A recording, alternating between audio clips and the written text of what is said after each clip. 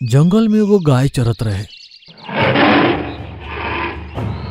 और ई बाघ ओकर पीछा करत रहे। अपना जान के डर से गाय बाघ से बचे खातिर बहुते कम और ई कीचड़ वाला तालाब में छलांग लगा दिलक।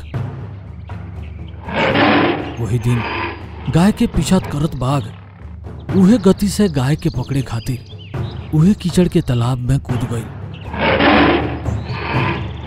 काहे से उ तालाब में बहुत बरस से पानी ना रहे, ओकनी के उ पानी से निकलल मुश्किल हो गई।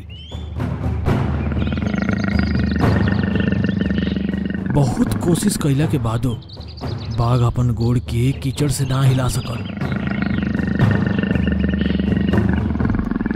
कुछ देर बाद गाय बाघ के ओरी देखलक और पूछलस, का तोहार कोनो मालिक बा? बाघ बहुते गुस्सा हो गई। तू केकरा बारे में बात करत बाड़ू? केकरा से बात करत बाड़ू? ई जंगल के राजा हई हम, हमार कोई मालिक काहे हुई? बाघ गरजत शान से कहलक। तब गाय ओकरा से पूछलस, रउरो जंगल के राजा हो सकिले, लेकिन का रउआ अपना के बचाव करे के स्थिति में बानी? याद करी, का ऐसन केहू बा जौन रउरा से ज्यादा चालाक और रउरा से ज्यादा मजबूत बा? बाघ कहलस,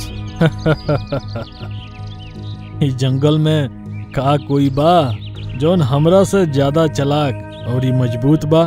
असल में तू ई जंगल के बारे में कुछ ना जानेलू।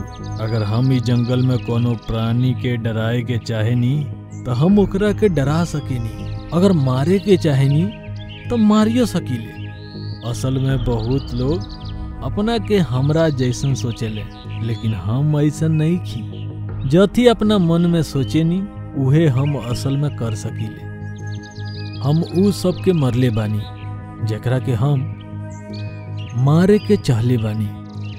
हम अपन ताकत खातिर ना मरनी, बल्कि हम अपन बुद्धि से मारे में सक्षम रहनी। समझ आइल गाय? यही से ही जंगल के कोनो प्राणी हमरा के देख के डर से कांपे लागेला।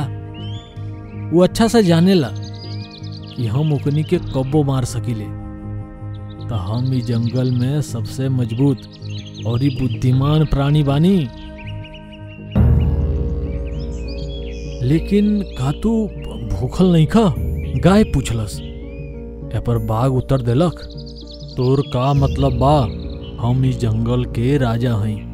हम ई माटी में फंस गइल बानी और ई हम बहरी नहीं निकल सकत। देखा, तू बहुते कमजोर प्राणी हो। ताकत के कारण हम बहुत दिन जिंदा रह सकीले खाना के बिना, और तू ढेर दिन ला जिंदा नहीं रह सकत। ई तोहार हालत बा। का तू काल न त काल हमरा आँखी के सामने भूखे मरबू? गाय कहलस, दोस्त तू हमार केतनो अपमान करला, लेकिन हमरा खींच कबो ना आई। हम नाराज कबो ना होखन, काहे कि तू जौन भी चीज कहतारा वो सब सच बा। हम कमजोर बानी और ये अपन बचाव भी नहीं कर सकत, लेकिन सांझ होला पर हमार मालिक और उनकर पूरा परिवार हमरा के खोजी हैं। अगर हम समय पर घरे ना पहुँचे तो हमार मालिक बहुते चिंता करी हैं और 4 लोग के साथ हमरा के खोजे आई हैं, ये सोच के कि कहीं हमरा के केहू पकड़ ले बाटे। और ये हमरा के खोजत खोजत वही कीचड़ के लगे भी जरूर रही हैं और ये हमरा के बाहर निकाल ली हैं। गाय बहुते आत्मविश्वास के साथ कहलक। जब बाघ ध्यान से ही सोचलक तो गाय जौन कुछ भी कहले रही ओकर सच बाघ के एकदम साफ दिखाई देवे लागल। एक पल्ला तो बाघ दंग रह गई। हमरा से कमजोर, हमरा से कम बुद्धिमान, और आखिरकार ये एगो पालतू गाय हिया। हम कबो ना सोचले रहनी कि ये गाय जेकर हम पीछा करत रहनी वो हमरा के दया के दृष्टि से देखी। जब शाम भइल तो जैसे गाय कहले रहे ओकर मालिक 5 आदमी के संगे वहां आ गई। गाय के देखलक और ई गाय के कीचड़ से बाहर निकाले खातिर वो आगे आ गई। वो लोग बगल में ही बाघ के भी देखलक। मालिक जब बाघ के निसहाय देखलक तो ओकरा ऊपर दया आ गई। वो लोग ओकरा के बाहर निकाले के और बचावे के सोचत रहे। हालांकि जब वो लोग डंडा और रस्सी के संगे बाघ के लगे अइले और ही ओकरा लगे रस्सी के फेंकले तब बाघ वो लोग के देखलक और ही खिसिया गई। अपना प्रकृति के कारण सब्र रखते हुए उ लोग पर दहाड़े लागल। तब गाय के मालिक और ही कुछ लोग ओकरा ओरी देखले। ओह, ए स्थिति में भी एकर मन ना बदलल। वो महसूस कइल छोड़ देलक। लेकिन वो गाय के अपना मालिक पर भरोसा रहे।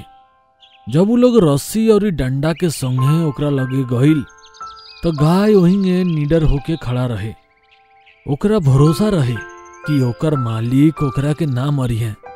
बाघ ये सब देखत रहे। ओकरा आंख के सामने सब लोग मिलकर गाय के बाहर निकललक। ओकरा ऊपर कीचड़ के देख के वो लोग बहुते परेशान हो गए और सहलाते हुए वो लोग पानी में खड़ा होके गाय के साफ कर दिहलस। सर के और गर्दन के वो लोग प्यार से सहलाए लागल। ओकरा बाद बहुते प्यार से और खुशी खुशी वो लोग ओकरा के लेके चल गए। पहला बार बाघ के वो प्राणी के सम्मान के दृष्टि से देखलक जौन ओकरा से हर मामला में कमजोर रहे। ये सोचल बहुत बहुत गलत बा कि जीवन में अपन बल, अपन शक्ति और अपन संपत्ति ही हमनी के रक्षा कर सकत बा, चाहे समय केहू में होखो। ये सोचल बहुत बहुत गलत बा कि जीवन में हमनी के बल, हमनी के शक्ति और इस संपत्ति ही हमनी के रक्षा कर सकत बा।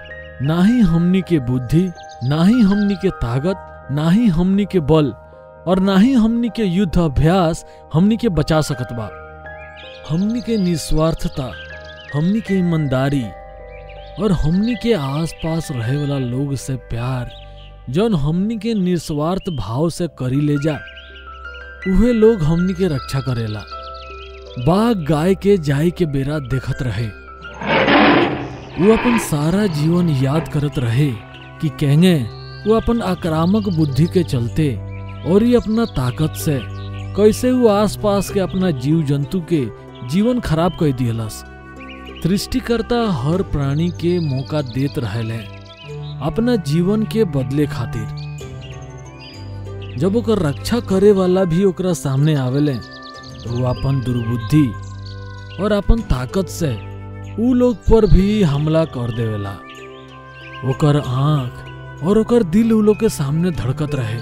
जल्द ही वो समझ जाला कि उ कीचड़ में और ई नरक में ओकरा के बचावे खातिर केहू ना आई।